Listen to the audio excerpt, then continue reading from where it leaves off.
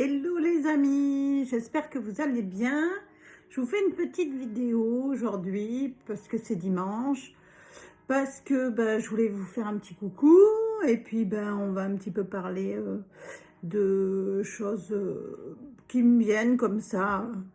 Pas spécialement parler de psychogénéalogie, mais dans ces temps qui sont quand même assez incertains et qui réveillent forcément des peurs, des interrogations, sur nous, notre vie, de qui on dépend, comment ça peut se passer, ça réveille des tas de choses. Et du coup, je voulais vous en parler. Alors, petit clin d'œil, je ne sais pas si vous entendez, mais bon, il y a les cloches. Alors évidemment, puisque je suis dans un petit village où en fait, le dimanche, ils célèbrent encore la messe et je trouve ça beau parce que ça me rappelle chez moi. Et puis ça me rappelle aussi le fait que parfois de croire... alors moi, je suis croyante, hein, évidemment, puisque de, de par mon éducation, j'ai fait toutes mes communions et confirmations parce que ma grand-mère, en fait, était catholique et donc elle avait un frère qui était exceptionnel, qui était curé. Et donc, du coup, dans mon enfance, dans les Alpes, du coup, j'étais obligée d'aller à la messe tous les dimanches. Qu'il pleuve, qu'il vente, qu'il fasse beau ou qu'il neige, c'était pour moi à l'époque la corvée du dimanche. Et maintenant, en fait, quand je rentre dans une église, je pleure. Voilà.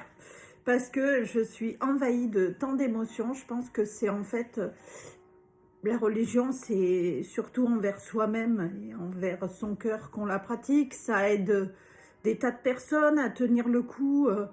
C'est important. Après, selon ses croyances ou ses convictions, j'ai envie de dire. Après, on peut aller au-delà, mais enfin moi, comme je vous dis toujours, l'important pour moi, c'est le cœur et c'est ce qu'on fait avec le cœur. Et on ne sait pas trop vers quoi on va aller. Par contre, c'est important de se dire, de visualiser en fait que on basculera pas sur un conflit, quoi. Enfin, un conflit mondial, hein, parce que de toute manière, on n'aura pas les tenants et les aboutissants, et que si ça doit arriver, ça va nous tomber sur le coin du nez, on ne saura pas. Et vous savez, souvent, je vous dis, tout ce qu'on renvoie, la vie tout ce qu'on aimait, on croit, nos croyances, la vie, en fait, nous le renvoie par expérience, et du coup, on se dit, oh, mais ça, ah, mais j'étais sûre que ça allait m'arriver. Donc, au plus vous allez vibrer la peur, au plus vous êtes persuadé qu'on va se prendre un truc sur le coin du nez, évidemment, c'est ce que, à petite échelle, hein, pour soi, hein, parce que mondialement, moi, c'est pas ma compétence. J'ai des connaissances en économie mondiale, mais bon, voilà. Enfin, je veux dire, on n'est pas dans les petits souliers de ce qui se prépare, et je pense que, bon, voilà, il y a des enjeux qui sont beaucoup plus gros où on n'est pas au courant. Donc, voilà. Donc, du coup, je me dis, de manière générale, ce qui est bon pour nous est bon pour la planète, puisque on peut tous faire à notre petite échelle. Donc, là, c'est se dire, bon, on sait qu'on est quand même, on sait pas, il faut quand même qu'on pense au pire, entre guillemets. Donc, il faut être prévoyant, c'est-à-dire prévoir si jamais il doit se passer un truc, euh, qui vous contactez, comment vous faites, où vous partez pas. Enfin, organisez-vous un minimum, hein, parce que ça sera toujours bon. Et puis, moi, je me dis, ça serait bien de réveiller la solidarité entre nous, quoi. Parce que c'est important d'être solidaire. Donc là, ce message, pour moi, il est plutôt très personnel. Comment je peux vous dire ça? Je pense que c'est important de savoir, je sais pas si vous pouvez vous renseigner, de savoir qui va bien, qui vit ses angoisses, comment ils les vivent. Si jamais, je sais pas moi, il se passe quelque chose, est-ce que vous pouvez faire de la place pour quelqu'un, un de vos voisins, qui viendra peut-être chez vous, ou, vous voyez, redevenir tourné vers les autres en fait. Alors souvent je vous dis, sur certains trucs, il faut avoir le projecteur sur soi, mais parfois sur d'autres, il faut être solidaire des autres. Et je vous dis ça parce que moi, dans mon village là-haut, dans les Alpes, que j'ai quitté il y a bien longtemps, la solidarité, ben, c'est ce qui fait la force de tout un village. Même si on n'a pas des affinités, parce que c'est quand même assez rustre et assez dur, les mentalités sont pas faciles, eh bien, les gens sont ultra solidaires. Donc moi, je vois ici, je connais pas mes voisins. Alors comme je suis quand même assez indépendante, je fais pas la causette à tout le monde. Et du coup, ben, je les connais pas.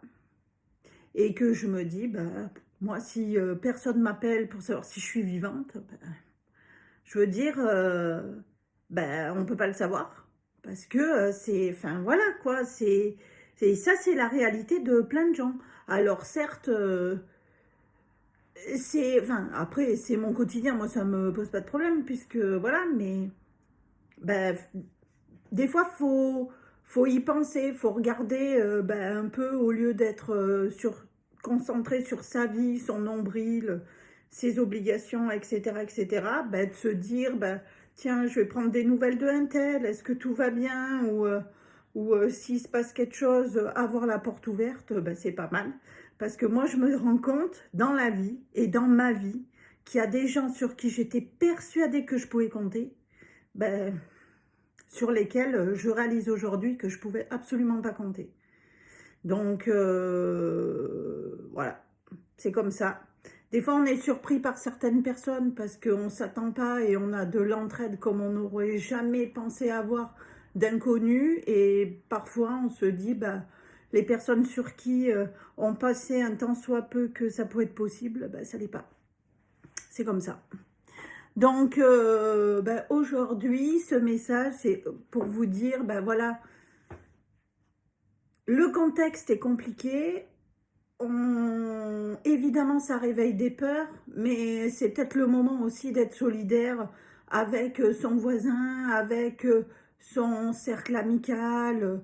Voilà, se dire, bah ouais, si jamais il se passe un truc, est-ce que moi, je peux offrir quelque chose à quelqu'un? Est-ce que je peux prendre quelqu'un avec moi dans ma voiture, dans mon camion, peu importe, pour aller à droite? Est-ce que j'ai un endroit où aller où on peut recevoir plusieurs personnes? Enfin, ce genre de truc, quoi. S'organiser. Parce que ce qui va sauver cette planète, je vous le dis, c'est la solidarité.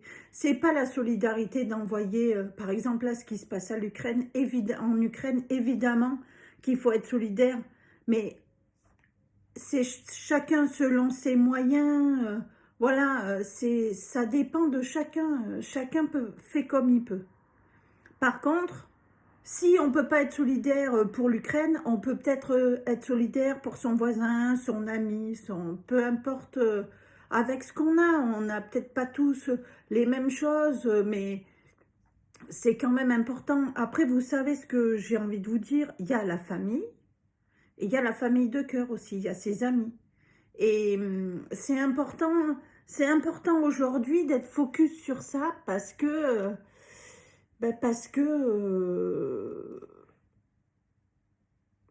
là, on vit quelque chose que personnellement, enfin moi, de mon âge à moi, on n'a pas vécu, puisque enfin moi, mon papa est né au début de la Deuxième Guerre.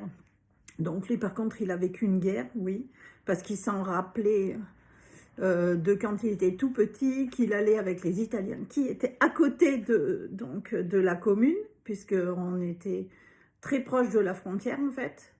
Et donc, il mangeait du chewing-gum avec eux. Donc, voilà. Mais nous, on n'a pas connu ça. Donc bon, là, on se prend 2 ans de très compliqué qui a réveillé des peurs. Bon là, on ne peut pas dire que ça ne réveille pas des peurs parce qu'on est dépendant d'Internet, de l'électricité. On a quand même des centrales nucléaires pas très loin. On sait ce qu'a donné Tchernobyl, même si soi-disant ça ne devait pas passer au-dessus de la France. On sait que ça l'a traversé de part en part. Et que là, aujourd'hui, si on bascule dans une troisième guerre mondiale, qu'on sache d'entrée qu'on va mourir net, quoi, puisque c'est pas autre chose. Et du coup, ben, moi, je me dis, c'est quand même important ben, de faire les choses avec son cœur, en fait, et d'être concentré sur ça, parce que d'une, ça va focaliser les choses sur ce qu'on aimait, et donc les choses avec le cœur, l'entraide, la solidarité, ça veut dire qu'on croit en des choses qui sont autres que ce qui se passe, entre guillemets, ça met un ordre de priorité. Et donc, ça fait le focus aussi, donc ça évite d'être concentré sur les peurs. Et ça émet des vibrations qui sont bien plus élevées que les peurs. Voilà. C'est pas très français ce que je dis, mais voilà, c'est ça. Et parce que comme je vous disais, quand ce qui émane de nous, donc si on émane tous de la peur, évidemment, il va se passer la chose suivante, c'est qu'on va se retrouver dans des situations qui vont nous conforter dans notre peur. C'est comme je vous dis, quelqu'un qui a peur d'acheter une voiture qui va tomber en panne, eh ben voilà, elle va faire ça et après elle va acheter la voiture qui va tomber en panne et elle va dire « je le savais qu'elle allait tomber en panne ». Eh ben ce qui est valable pour ça, cet exemple-là, à titre individuel, c'est valable pour tout. Et que aujourd'hui, c'est important de faire attention à ses pensées et de vraiment vibrer les choses avec son cœur en se disant qu'on a un intérêt pour la planète, pour notre place, et qu'en étant focus sur la solidarité, l'entraide, le fait de faire attention à la nature, enfin ça fait discours de béni oui oui, voilà, mais je vous jure que ça change, ça peut tout faire basculer.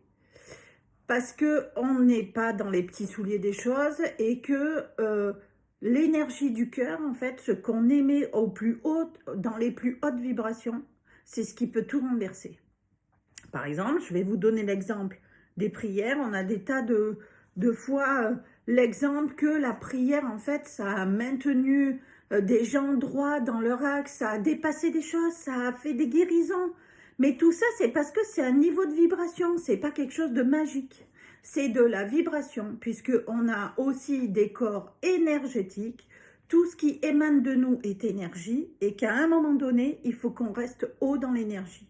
Et que tout ce qui se passe dans le cœur, l'amour, c'est la plus haute vibration qu'on puisse avoir sur la Terre. C'est celle qui déplace des montagnes.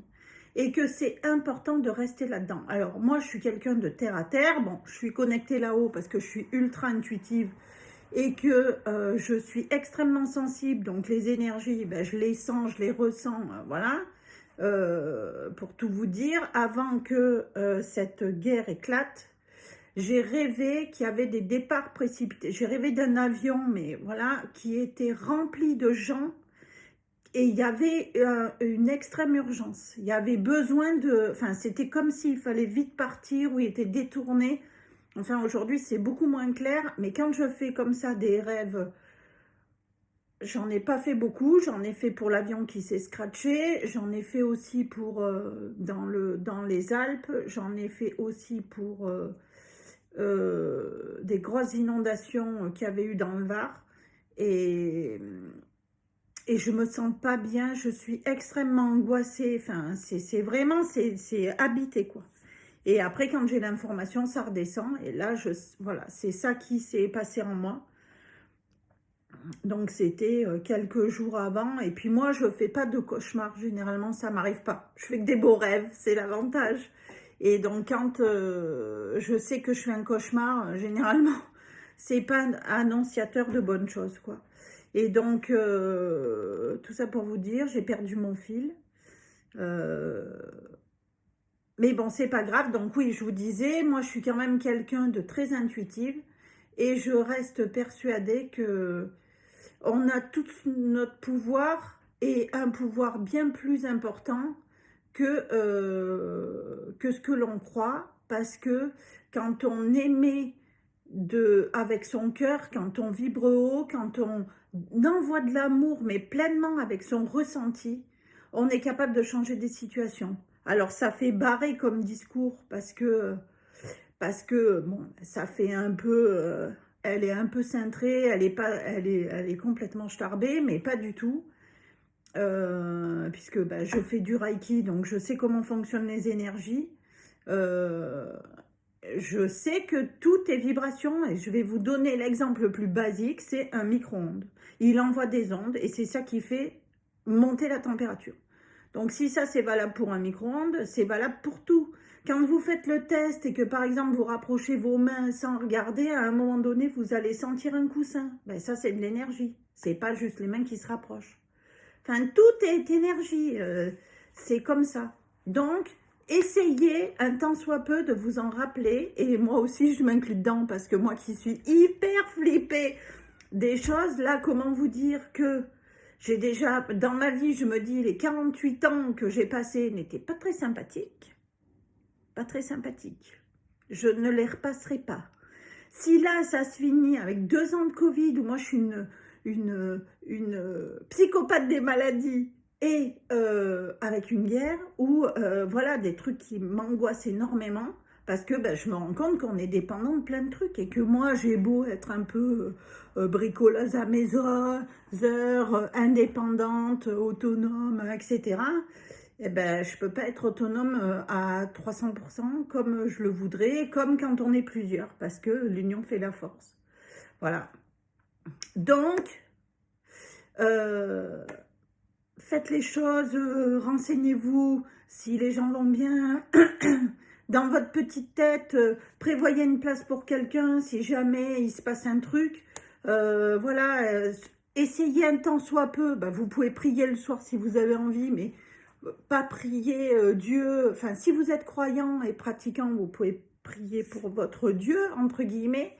Mais si vous ne l'êtes pas, envoyez de l'amour, demandez à l'énergie universelle de transformer la situation pour que on arrive à trouver une solution à ce conflit-là. Et puis pour les années futures, on ne peut pas continuer avec des guerres, des trucs comme ça, c'est pas possible. On détruit l'être humain, on détruit la nature, on détruit les oiseaux. Il y a 2 jours, je suis allée me balader sur les hauteurs là, et j'étais avec une amie, et on passe à un moment où pourtant on était en pleine nature, il y avait des arbres, des vignes, personne. Pas un chant d'oiseaux. Alors que là où j'habite, je suis en ville, j'entends les oiseaux. Et on se dit, mais c'est bizarre, il n'y a pas un oiseau. Et pourtant, je vous dis, on était en pleine nature. Et je me suis dit, mais c'est bizarre. Et puis, il m'est venu un truc. Alors, je ne sais pas si c'est possible ou pas. Enfin, je vous donne cet exemple, mais ben, il y avait des vignes. Et je me suis dit, ben, en fait, à force de balancer peut-être des pesticides, ben, à cet endroit, il n'y a pas des trucs bien, quoi. Et puis, on est monté plus haut, donc on est sorti enfin, il y avait une forêt sur le côté avec le chemin, des vignes, ça faisait comme un peu des restantes, une espèce de mini plateau. Et on est monté plus haut, donc là, on était dans les arbres, pareil, c'était pas... Et il n'y avait pas de vignes. Et là, à un moment donné, on entend les oiseaux chanter et tout ça. Et moi, je me suis dit, bah, c'est peut-être ça, quoi. Et donc, voilà, c'est important de faire attention à la nature, aux animaux, parce que c'est ça qui nous maintient en vie, quoi. Et qu'à un moment donné, il faut vraiment se réveiller, vraiment, vraiment. On ne peut pas continuer à vivre comme on vit. On ne peut pas, alors c'est sûr, on a un confort, on a la télé, on a Internet, on a les téléphones, on a tout ça, mais putain, mais l'essentiel, c'est tellement pas ça, quoi. Voilà, c'était mon cri du cœur du dimanche matin. Je vous fais des gros bisous. Et puis, ben, je vous dis, passez une belle journée. Et je vous dis à bientôt pour une prochaine vidéo. Je vous embrasse.